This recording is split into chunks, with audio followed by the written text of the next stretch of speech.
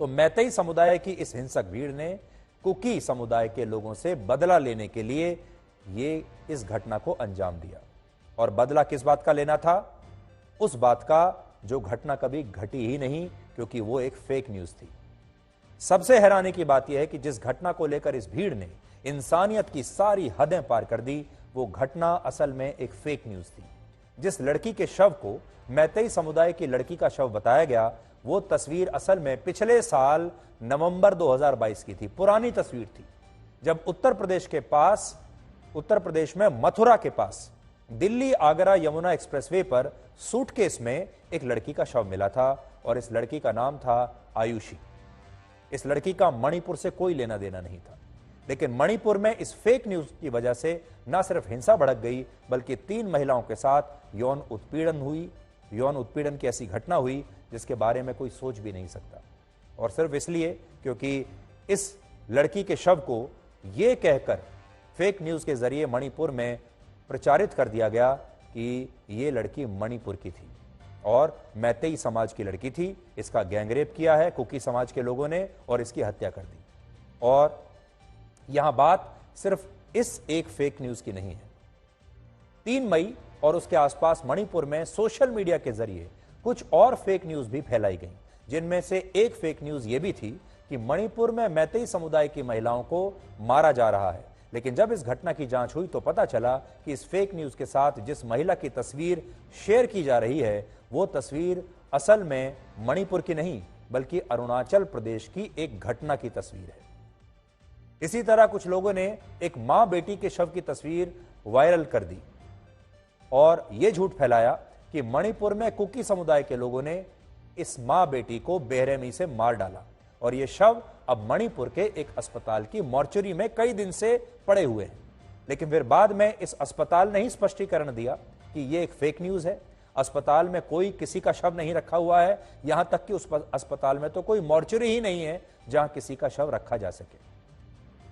यानी मणिपुर में 4 मई को जो घटना हुई और बाकी जिलों में जो दंगे हुए, उन दंगों के पीछे इस तरह की फेक न्यूज का बहुत बड़ा हाथ था, जो सोशल मीडिया के जरिए आग की तरह फैलाई गई और फिर मणिपुर इसकी वजह से लगातार कई महीनों से जलता रहा।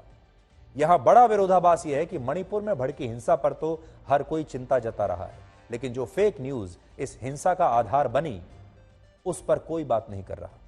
इसके अलावा जिन सोशल मीडिया प्लेटफॉर्म्स के जरिए ये फेक न्यूज फैली, वो कंपनियां इन नकली खबरों को और इन नकली वीडियोस को रोकने में पूरी तरह से नाकाम रही और इस मामले में मणिपुर की सरकार और पुलिस भी कोई ठोस कदम नहीं उठा पाई। मणिपुर के जो मुख्यमंत्री हैं एन बीरेन सिंह, उन्हें तो अपनी कुर्सी पर बैठने का जरा भी अधिकार अब है ही नहीं। उन्हें स्वेच्छा से इस्तीफा दे देना चाहिए, क्योंकि अब बहुत हुआ।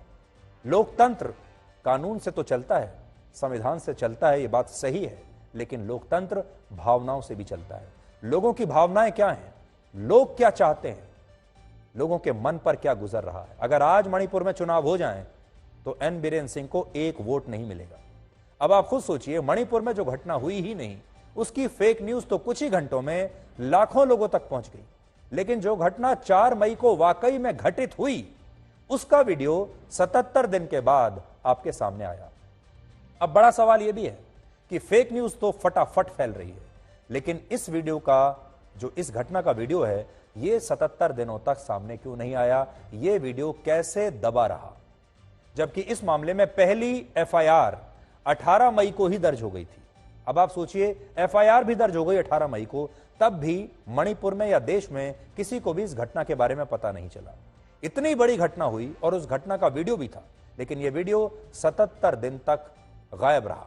और फिर 77 दिन के बाद जब यह वीडियो पब्लिक हुआ तो मणिपुर की पुलिस ने कहा कि यह घटना तो 4 मई की है और इस मामले की जांच की जा रही है। असल में कोई भी पुलिस, ये स्टैंडर्ड लाइन होती है पुलिस की, कहीं भी कोई घटना होती है पुलिस यही कहती है, अब हमने शिकायत दर्ज कर ली है, एफआईआर दर्ज कर ली है और जांच चल रही है। और उसके बाद किसी को नहीं पता चलता कि ये कैसी जांच है। और आज भी हम इस जांच पर सवाल उठाते हैं। सवाल ये है कि ये कैसी जांच थी जो 77 दिनों तक तो कहीं नहीं पहुंची, और जैसे ही देश का खून खोलने लगा इस वीडियो के आने के बाद, तो अचानक से मणिपुर की पुलिस 2 लोगों को गिरफ्तार कर लेती है। तो तो ये लोगों को गिरफ्तार अब तक क्यों नहीं किया? इससे भी ज्यादा हैरानी की बात यह है कि जब तक इस घटना का वीडियो नहीं आया था तब तक इस मामले में किसी आरोपी को, जो मैंने बताया आपको, गिरफ्तारी नहीं हुई। लेकिन अचानक से पुलिस ने 2 आरोपियों को आज गिरफ्तार कर लिया, जिनमें मुख्य आरोपी का नाम है खोएरूम हेरादास। हालांकि यहां आप मणिपुर में बीजेपी सरकार के मुख्यमंत्री एन बीरेन सिंह का यह बयान सुनिए, जो कह रहे हैं कि मणिपुर में यह अकेली घटना नहीं है, ऐसी बहुत सारी घटनाएं हो चुकी हैं। तो बात सिर्फ एक इस घटना की क्यों हो रही है? आज हमने उनसे बात की और देखिए उनका स्पष्टीकरण कैसा है। जिस तरीके से 2 महिलाओं को नग्न करके घुमाया गया, उसके बाद 2 महीना किसने दबाया? वो पूरी फुटेज है सर, जिसमें सब दिख रहा है, जिनके चेहरे सामने आ रहे हैं, उन पर अभी तक कोई कार्रवाई नहीं हुई है। ओनली लीक वीडियो लीक कल ही हुआ है। वीडियो कल ही पता चला। वीडियो नहीं। आपको 18 मई की एफआईआर के बारे में कोई जानकारी नहीं थी इससे पहले? नहीं, एफआईआर तो सिमिलर एफआईआर 100 की है ना। यहाँ पे महिलाओं को नग्न करके घुमाया गया, उनके साथ दुर्व्यवहार किया गया, उनके साथ सामूहिक दुष्कर्म किया गया। इस बारे में सीएम को नहीं पता चला सूबे के? एलिगेशन नहीं सुनना है, ग्राउंड रियलिटी देखना है आप लोग। Ground reality 100 of cases, similar cases अभी हुआ है। अभी इसीलिए इंटरनेट बैन किया हुआ है। तो एक केस में आप लोग, लेकिन आई कंडेम इट। तो एन बीरेन सिंह के तेवर में कोई फर्क नहीं आया है। देखिए आज भी वो अपना बचाव कैसे कर रहे हैं। आज भी कह रहे हैं कि देश के मीडिया को ग्राउंड रियलिटी के बारे में पता नहीं है। वो ये नहीं जान रहे हैं कि ये वीडियो देखने के बाद देश के हर व्यक्ति को, हर नागरिक को वहां क्या चल रहा है ये पता चल चुका है। और हम तो बार बार ये कह रहे हैं कि एन बीरेन सिंह अब जबरदस्ती अपनी कुर्सी से चिपके हुए हैं। वो पहले कुछ दिन पहले इस्तीफा देने के लिए निकले थे, आपको याद होगा। उसके बाद उनके घर के आसपास उनके समर्थकों ने उन्हें घेर लिया और कहा कि हम आपको इस्तीफा नहीं देने देंगे, और फिर उनके इस्तीफे को फाड़ दिया। और उन्होंने उस इस्तीफे की फटी हुई कॉपी थी, जिसको उनके समर्थकों ने फाड़ दिया था, उसी इस्तीफे की कॉपी को उन्होंने सोशल मीडिया पर वायरल कर दिया और कहा कि मेरे समर्थक और मणिपुर के लोग ये नहीं चाहते कि मैं ऐसे समय में इस्तीफा दूं और उन्हें अकेला छोड़कर जाऊं। लेकिन सच्चाई ये है कि मणिपुर उनसे संभल नहीं रहा। ये बात आज लोगों को बुरी तो बहुत लगेगी, बीजेपी को भी बुरी लगेगी, लेकिन मणिपुर उनसे नहीं संभल रहा है, एन बीरेन सिंह से नहीं संभल रहा है। इसलिए अगर लोगों की भावनाओं को शांत करना है और अगर लोगों को यह दिखाना है कि वाकई मणिपुर में एक्शन हो रहा है, तो किसी पुलिस वाले को सस्पेंड करने से कुछ नहीं होगा, किसी सरकारी अधिकारी को सस्पेंड करने से कुछ नहीं होगा।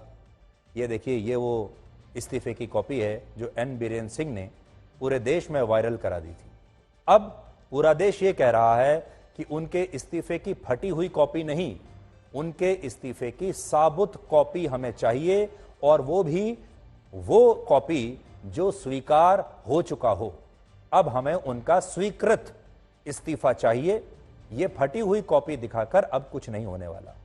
इसलिए लोग आज देश के ये मांग कर रहे हैं कि इस फटी हुई कॉपी को हटाकर अब एक फ्रेश कॉपी इस्तीफे की ली जाए एन बीरेन सिंह से, और उनसे कहा जाए कि आप नहीं संभाल पाए, अब आप जाइए। और यकीन मानिए, इससे देश में एक अच्छा संदेश जाएगा।